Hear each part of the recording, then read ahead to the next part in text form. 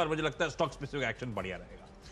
पहला स्टॉक है Chambal fertilisers and chemicals. अच्छा Q2 परफॉर्मेंस, 450 रुपए के साल के हाई से करेक्ट होकर इस समय 360 के जोन पर कामकाज कर रहा है बढ़िया। और की सारे नंबर्स कोशिश यही करिए कल जैसे कि साल दर साल साथ में Q on Q दोनों फ्रंट्स पे अच्छा परफॉर्मेंस हो, यानी कि वो दिखाने के लिए कि ना सिर्फ अनलॉक का फायदा मिल रहा है पर सीक्वेंशली भी ये कंपनीज अभी भी बेहतर नंबर्स ईक आउट कर रही हैं।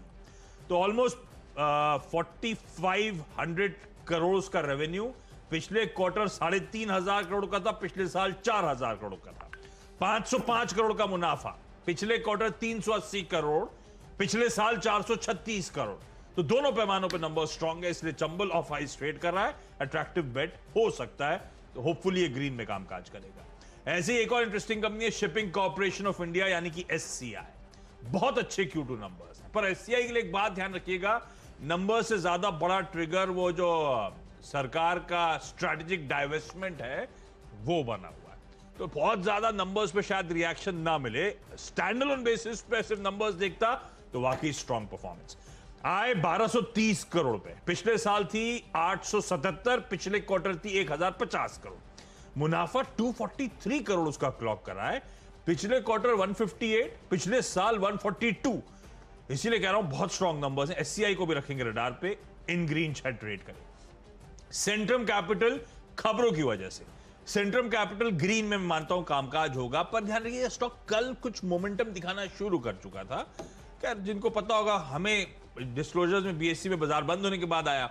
तो अपडेट यह है कि जो इनका स्मॉल फाइनेंस बैंक है जिसको लेकर पहले मैंने टीम में रखा था, वो फाइनली ऑपरेशंस कल से कमेंस कर चुका है, यानी कि कल से स्मॉल फाइनेंस बैंक का कामकाज शुरू हो गया। 58 के हाईज हैं ईयर के, 42 पे स्टॉक अभी भी ऑफ आइस ट्रेड कर रहा है। कल के अपमूव्स के बाद जरा स्क्रीन को वॉच आउट करिएगा, अगर स्ट्रेंथ आ रही है स्टॉक में तब शायद इन ग्रीन पॉकेट को अप्रोच करें, लेकिन स्टॉक ग्रीन में ट्रेड होना चाहिए शायद। ओके, मेरी टीम में आप देखेंगे तो यहाँ पे शुरुआत के 3 एक साथ दिखाई, IOC, BPC और HPC। इनको इसलिए लिया कि कल बहुत ही अच्छी खबर आई है इकोनॉमी के लिए अभी, कि जो इनकी डीजल सेल्स है वो अक्टूबर महीने में प्री कोविड यानी 2019 के अक्टूबर के मुकाबले 1.3% ज़्यादा हो गई। ये बहुत ही सिग्निफिकेंट मूव है, क्योंकि जो बीता हुआ महीना था उसमें डीजल सेल्स लैग कर रही थी, घट रही थी। ये इवन अक्टूबर के पहले पखवाड़े में, फर्स्ट फोर्टनाइट में भी लैग कर रही थी, उसके बाद से शार्प राइज हुई है। तो ये बहुत ही इंटरेस्टिंग डेटा है तीनों ही कंपनियों की, जो HP, BP, IOC के अगर आप देखेंगे जो डीजल सेल्स है 1.3% बढ़ गई है।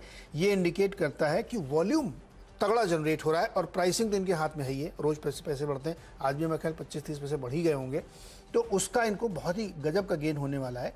तो मुझे लगता है कि तीनों जो रिफाइनर्स हैं उनको फ़ायदा होगा। दूसरा, जो कच्चे तेल की कीमतें ज़्यादा है उसकी वजह से इनकी मार्जिन इंप्रूव होती हुई दिख रही है। तो प्राइसिंग भी इनके पक्ष में, मार्जिन भी इनके पक्ष में, वॉल्यूम भी इनके पक्ष में अगले क्वार्टर में और दिखेगा, और इन्वेंट्री गेन तो हो ही रहा है। तो मुझे लगता है कि तीनों IOC, BPC, HP में ग्रीन ट्रेड होना चाहिए। और गेल में भी देखिए क्या ज़बरदस्त वॉल्यूम इन्होंने जनरेट किया है, 24% वॉल्यूम इनका बढ़ा है, प्रॉफिट इनका ज़बरदस्त तरीके से बढ़ा है 80% के आसपास।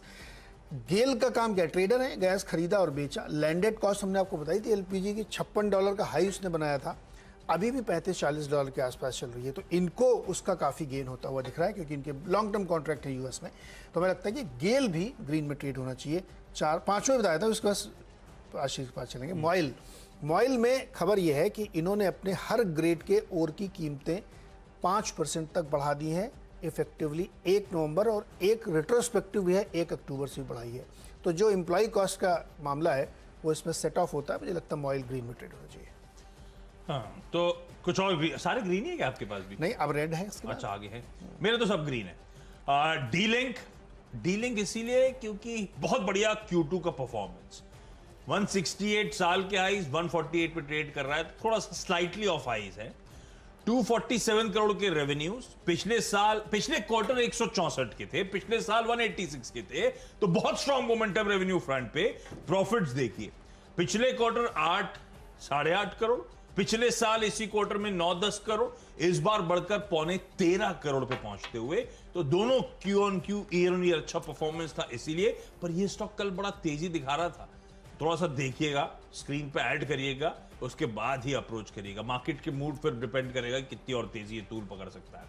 रूपा एंड कंपनी वो बढ़िया नंबर्स इस कंपनी की तरफ से भी आते हुए 547 ईयर हाइज 479 पे इस समय कामकाज होता हुआ। इस कंपनी की आय जो है 370 करोड़ रुपीस। पिछले क्वार्टर थी 220, पिछले साल थी 305। बड़ी अट्रैक्शन।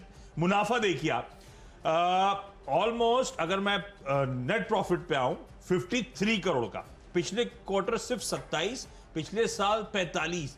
तो साल दर साल क्यू ऑन क्यू अच्छे परफॉर्मेंस वाले सब प्योरली स्टॉक्स ढूंढे। और ऐसे ही सैल्जर इलेक्ट्रॉनिक्स को देखिए, 189 190 के हाइज 157 पे ट्रेड कर रहा है। बी ग्रुप का है स्टॉक, कोई दिक्कत नहीं।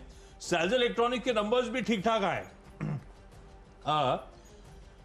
195 करोड़ के रेवेन्यूज पिछले साल और पिछले क्वार्टर दोनों 149 के थे, तो बहुत बड़ी अट्रैक्शन बना। और इसलिए प्रॉफिट आफ्टर टैक्स देखिए, पिछले क्वार्टर 3-4 करोड़ रुपए से बढ़ के 7.5 करोड़ रुपए, साल दर साल भी बढ़िया इंप्रूवमेंट था। तो लार्जली उन नंबर्स को फोकस करा कल ही की तरह, जहां पे सीक्वेंशली और ईयर ऑन ईयर अच्छा परफॉर्मेंस था। मेरे अच्छे होगा, आपके तक बचाए। हाँ, बस डॉक्टर रेड्डीज बता दें, ये रेड में ट्रेड हो सकता है क्योंकि यूएस एफडीए ने इनके द्वारा प्लांट का विशाखापट्टनम में जो है उसकी जांच पड़ताल की और उसमें 8 ऑब्जर्वेशन इनको दिए गए हैं जो एक तय समय के अंदर इनको कंप्लीट करने। कंपनी कह रही कर लेंगे, लेकिन ऐसी खबरें जब भी आती हैं उसमें फिर स्टॉक में वीकनेस देखने को मिलती है। तो डॉक्टर रेड्डीज मुझे लगता है रेड में ट्रेड होना चाहिए। और यूएस एफडीए ने वो अपना कार्यक्रम शुरू कर दिया जो कोविड के दौरान रुका हुआ था। अब आप देखिएगा हर 10-15 दिन में एक आध खबर ऐसी आती हुई दिखेगी। तो चलिए एक छोटा सा ब्रेक के बाद फिर